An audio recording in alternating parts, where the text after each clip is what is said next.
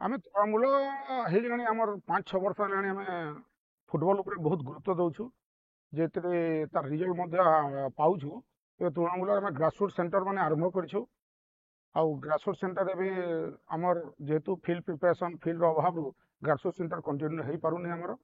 ଏବେ ଆମେ ପ୍ଲାନ୍ କରୁଛୁ ଯେ ଫାଷ୍ଟ 17ଟା ବ୍ଲକରେ ଆମେ ଫିଲ୍ଡ ଦେଖିକି 17ଟା ଗ୍ରାସରୁଟ୍ ସେଣ୍ଟର ଆରମ୍ଭ କରିବୁ, ଯେଉଁଥିରେ କି 20ଟା ଝିଅ ମିନିମମ୍ ଆଉ 20ଟା ପୁଅ ପ୍ରତି ବ୍ଲକରେ ଯେମିତି ଗ୍ରାସରୁଟ୍ କୋଚିଂ ପାଇପାରିବେ, ତଦ୍ୱାରା ତୃଣମୂଳଟା ଯେମିତି ଆମର ମଜବୁତ ହେଇପାରିବ ଆଉ ଆଗାମୀ ଦିନରେ ଆମେ ଭଲ ଟ୍ୟାଲେଣ୍ଟେଡ୍ ପିଲାମାନେ ପାଇପାରିବୁ। ପ୍ରଥମ ଅସୁବିଧା ତ ହେଲା ପଡ଼ିଆର ଅଭାବ ଅଛି। ପିଲା ଖେଳିବାକୁ ସୁନ୍ଦରଗଡ଼ରେ ଫୁଟବଲ ଟ୍ୟାଲେଣ୍ଟର ଅଭାବ ନାହିଁ। ତ ଗ୍ରାସରୁଟ୍ ଧରିକିରି ସିନିୟର ପର୍ଯ୍ୟନ୍ତ ସୁନ୍ଦରଗଡ଼ରେ ଫୁଟବଲ ଗୋଟେ ତାମାନେ ପ୍ରମୁଖ ଖେଳାଳି ତାମାନେ ପ୍ରମୁଖ ଖେଳ କହିଲେ ଇଏ ହେବ ନାହିଁ ସୁନ୍ଦରଗଡ଼, କିନ୍ତୁ ପଡ଼ିଆ ଅଭାବ ଯୋଗୁଁ ଖେଳି ପାରୁନାହାନ୍ତି। ଆଗାମୀ ଦିନରେ ଆମେ କହିବୁ ଆଡମିନିଷ୍ଟ୍ରେସନ ସରକାରକୁ ସୁନ୍ଦରଗଡ଼ ପ୍ରତି ପଞ୍ଚାୟତ ହଉ ବ୍ଲକରେ ହଉ ଆମକୁ ପଡ଼ିଆ ଯୋଗାଇବା ପାଇଁ, ତଦ୍ୱାରା ପିଲାମାନେ ପ୍ରତି ବ୍ଲକରେ ଖେଳିପାରିବେ କି ପଞ୍ଚାୟତ ସ୍ତରରେ ଖେଳିପାରିବେ। ଆଉ ପଡ଼ିଆର ଅଭାବ ଯୋଗୁଁ ଖେଳଟା ଆଗକୁ ବଢ଼ି ପାରୁନାହିଁ।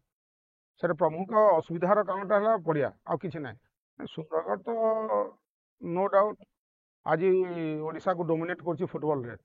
ଫୁଟବଲରେ ପ୍ରତି 14ରୁ ଧରିକି ସିନିୟର ପର୍ଯ୍ୟନ୍ତ ପ୍ରତି ସ୍ତରରେ ପିଲା ନ୍ୟାସନାଲ ଖେଳୁଛନ୍ତି କି ଇଣ୍ଟରନ୍ୟାସନାଲ ବି ଖେଳୁଛନ୍ତି ସୁନ୍ଦରଗଡ଼ ଛୁଆ। ଆଉ ସୁନ୍ଦରଗଡ଼ରେ ଯେଉଁ ପ୍ରକାର ଟୁର୍ଣ୍ଣାମେଣ୍ଟ ହେଉଛି, ବଡ଼ ବଡ଼ ଟୁର୍ଣ୍ଣାମେଣ୍ଟ ଆୟୋଜନ ହେଉଛି, ଆଉ ତଦ୍ୱାରା ପିଲା ବାହାରୁଛନ୍ତି, ସନ୍ତୋଷ ଟ୍ରଫି ଖେଳୁଛନ୍ତି, ଇଣ୍ଟରନ୍ୟାସନାଲ ଲେଭେଲ ପର୍ଯ୍ୟନ୍ତ ଭାରତରୁ ମଧ୍ୟ ଖେଳୁଛନ୍ତି ସୁନ୍ଦରଗଡ଼ ପିଲା। ଆଉ ନିଶ୍ଚିତ ଏବେ ଯେଉଁ ଫାଓ ହଉ କି ସରକାର ଓଡ଼ିଶା ସରକାର ହଉ ଫୁଟବଲ ପ୍ରତି ଯେତିକି ଧ୍ୟାନ ଦେଇଛନ୍ତି, ଆଗାମୀ ଦିନରେ ଫୁଟବଲ ବହୁତ ଆଗକୁ ଯିବ, ଓଡ଼ିଶା ଫୁଟବଲ ବହୁତ ଆଗକୁ ଯିବ ବୋଲି ଆମେ ଆଶା କରୁଛୁ।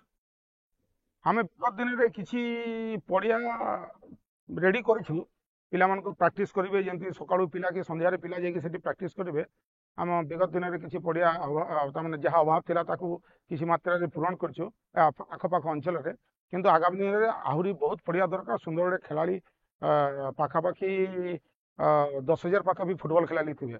ସମସ୍ତଙ୍କୁ ପଡ଼ିଆ କେମିତି ଯୋଗାଇ ପାରିବୁ କି ସବୁ ବ୍ଲକରେ କେମିତି ପଡ଼ିଆ ଯୋଗାଇ ହେବ, ସେଟା ଆମେ ପ୍ରଶାସନ ସାଙ୍ଗେ ସରକାରକୁ ଆମେ ଜଣେଇବୁ ଯେ ଆମକୁ ପଡ଼ିଆ ଯେମିତି ପିଲାମାନେ ପଡ଼ିଆ ପାଇପାରିବେ ଆଉ ଫୁଟବଲ ଖେଳିବେ, ଯେମିତି ପ୍ରଫେସନାଲି ଖେଳିକି ଆକୁ ଓଡ଼ିଶାର କି ସୁନ୍ଦରଗଡ଼ର ଓଡ଼ିଶାର ଭାରତର ନାଁ ରଖିବେ।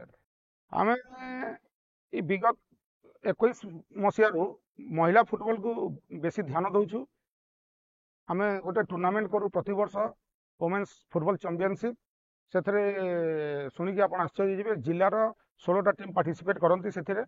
ତାମାନେ ଜୁନିୟରରୁ ସିନିୟର ପର୍ଯ୍ୟନ୍ତ ସବୁଥିରେ ସବୁ ବର୍ଗର ପିଲା ସେଥିରେ ଖେଳିଥାନ୍ତି। ସେଥିରେ ସେମାନଙ୍କୁ ବହୁତ ପ୍ରୋତ୍ସାହନ ମିଳେ, ପୁରସ୍କାର ରାଶି ମିଳେ।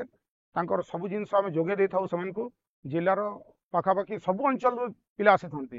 ଆମେ 16ଟା ଟିମ୍ ଖେଳୁଥାଉ ଆଉ ବହୁତ ସେଟାକୁ ଆମେ ଗୋଟେ ଯାତ୍ରା ଭଳିଆ ଦେଖିଥାଉ ସେ ଟୁର୍ଣ୍ଣାମେଣ୍ଟକୁ।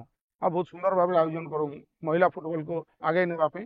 ଆଉ ଆଗାମୀ ଦିନରେ ମହିଳାର ଗ୍ରାସରୁଟ୍ ସେଣ୍ଟର ହଉ କି କୌଣସି ଏକାଡେମୀ ପାଇଁ ଆମେ ଦାବି ସ୍ଥାପନ କରିବୁ ଆମ ସରକାର ପାଖରେ କି ଆମର ପ୍ରଶାସନ ପାଖରେ।